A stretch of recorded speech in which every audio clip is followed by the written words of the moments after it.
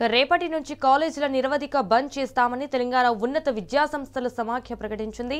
Fee reimbursement బకాయిలు చెల్లించే వరకు బంద్ కొనసాగుతుందని కళాశాలల యాజమాన్యాలు తేల్చి చెప్పాయి. ఈ నెల 21 లోపు ప్రభుత్వం సానుకూల నిర్ణయం తీసుకోవాలని డిమాండ్ చేశారు. లేకుంటే విద్యా వ్యవస్థను స్తంభింపజేస్తామని హెచ్చరించారు. తప్పని పరిస్థితుల్లోనే కాలేజీల బంద్ నిర్ణయం తీసుకున్నామన్నారు. మరింత సమాచారాన్ని మా ప్రతినిధి మహేష్ అందిస్తారు.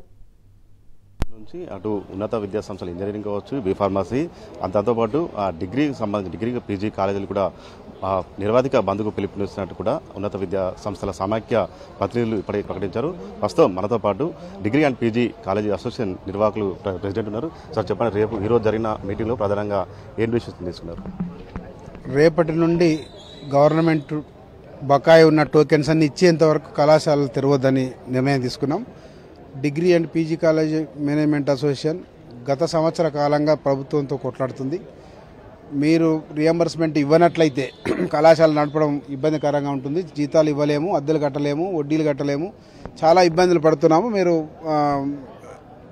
ఇచ్చిన టోకెన్స్ రిలీజ్ చేయాలి, మిగతా బడ్జెట్ రిలీజ్ చేయాలి, డిసెంబర్ లోపు రెన్యువల్ చేయాలి, మార్చి లోపు ఫ్రెష్ చేయాలని చెప్పేసి కాంగ్రెస్ ప్రభుత్వం ప్రవేశపెట్టిన పథకం మీరు నిర్వీర్యం చేయకుండా, నీరు గార్చకుండా ఈ పథకాన్ని మంచి ఇంప్లిమెంట్ చేయాలని రిక్వెస్ట్ చేస్తూ వస్తున్నాం.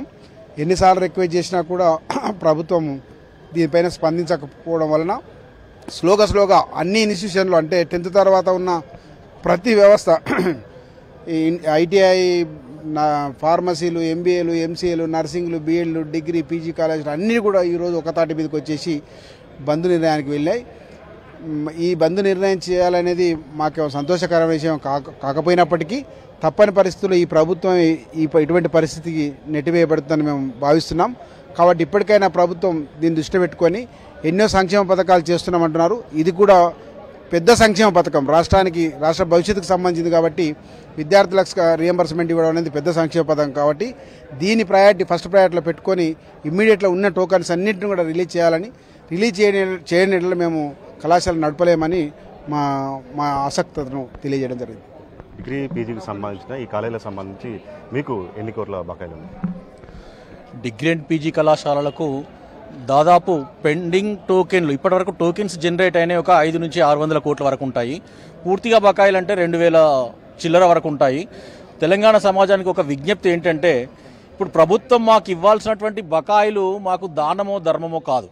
ప్రభుత్వం ఇచ్చినటువంటి స్కీముని బేస్ చేసుకొని విద్యార్థుల దగ్గర ₹1 కూడా తీసుకోకుండా ప్రభుత్వం ఇస్తా అన్నది మనకు జీవో ఇష్యూ చేసింది అనేటువంటి ఒక కారణంతో మన దగ్గర డబ్బులు ఉన్నా లేకున్నా రకరకాల అప్పులు చేసి కానీ మనం ఒక విద్యా వ్యవస్థ నిర్వహిస్తున్నాము, విద్యార్థులకు కానీ ఇటు స్టాఫ్కి కానీ ఇబ్బంది కావద్దనేటువంటి ఒక ఉద్దేశంతో రకరకాలుగా అప్పులు చేసి పెట్టినటువంటి డబ్బులను మాత్రమే పెండింగ్ పెట్టి మేము గత సంవత్సర కాలంగా మేము పోరాడుతున్నప్పటికీ కూడా వారు ఏమాత్రం దీని మీద దృష్టి పెట్టకుండా వ్యవహరిస్తున్నటువంటి తీరుకు నిరసనగా ఇప్పటికీ మాకు ఇంట్రెస్ట్ లేకపోయినప్పటికీ కూడా తప్పని పరిస్థితుల్లో నడపలేనటువంటి అనివార్య పరిస్థితుల్లో మాత్రమే ఈ బంద్కు పూనుకోవడం జరిగింది. ఇది కూడా వాస్తవంగా సమాజానికి ఒకటే విజ్ఞప్తి ఏంటంటే, మేము చేస్తున్న బంద్ కాదు, ప్రభుత్వము ఒక అలసత్వంతో దీని మీద చిన్న చూపుతోటి ప్రభుత్వం చేస్తున్నటువంటి బంద్గానే భావించండి.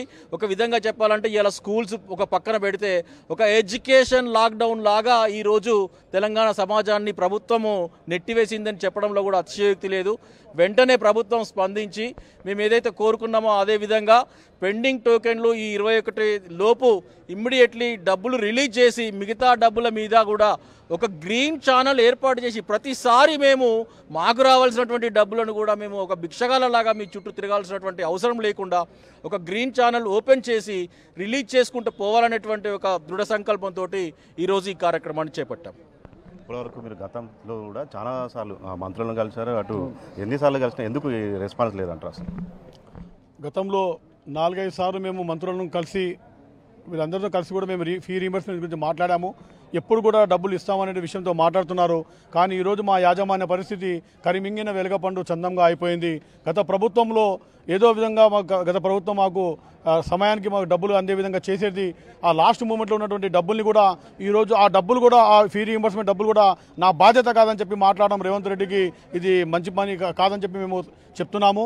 లేకపోయినట్టయితే ఈ యొక్క ప్రభుత్వాన్ని ఖచ్చితంగా గద్దె దిగాల్సినటువంటి సమయం ఆసన్నమైందని నేను తెలియజేస్తున్నాను. తక్షణమే మీరు సెప్టెంబర్ 21 వరకు చేయాలి. అక్టోబర్ డిసెంబర్ నాటికి పూర్తి బకాయిలు మొత్తం చెల్లించాలి. ఇవన్నీ కూడా మన యొక్క దేశంలో మన యొక్క తెలంగాణ రాష్ట్రం అగ్రశ్రేణి అంటున్నాము. మరి అగ్రశ్రేణి రాష్ట్రం లోపల ఇంత బీదరికంలోకి నెట్టడము ఇది సిగ్గుచేటు. ఇది మొత్తంగా చూసినట్టయితే సెప్టెంబర్ 21 లోపు ప్రభుత్వం ఇచ్చిన టోకెన్ అమౌంట్ మొత్తం కూడా వెంటనే రిలీజ్ చేయాలి. దాని తర్వాత అక్టోబర్ 31 లోపు మరొక రెండో ఫేజ్ కావచ్చు, డిసెంబర్ 31 లోపు మూడో ఫేజ్ మొత్తం అమౌంట్ కూడా క్లియర్ చేయాలి. లేదంటే ఇప్పుడు ఈ నెల 21 వరకు టైం ఇస్తున్నామని కూడా ఇటు డిగ్రీ అండ్ పీజీ కాలేజీ యజమానుల నిర్వాహకులు చెప్తున్న పరిస్థితి కనిపిస్తూ ఉంది. కెమెరామెన్ సైదుల్తో మహేష్ న్యూస్ హైదరాబాద్.